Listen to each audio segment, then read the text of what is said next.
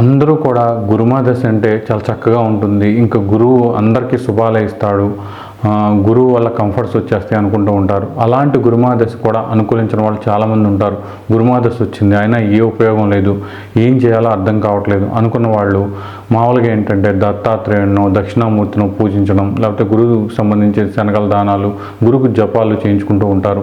ఇవన్నీ కూడా చేసినప్పటికీ కూడా గురుమాదశ అనుకూలించకపోయినా, జాతకంలో గురుబలం లేకపోయినా, గురువు ఆడవాళ్ళకి గురువు అంటే హస్బెండ్ అనమాట. సరైన హస్బెండ్ రాలేదంటే గురుబలం సరిగ్గా లేదనమాట. ఇలాంటి ఇబ్బందులన్నీ పోవాలంటే దశమహావిద్యలో తారాదేవి అంటారనమాట. నీల సరస్వతీదేవి అంటారు. నీల సరస్వతీదేవికి సంబంధించిన మంత్రాలు కానీ ఇవి దొరకవు కాబట్టి తారాదేవికి సంబంధించిన అష్టోత్తర శతనామావళి ఉంటుందన్నమాట.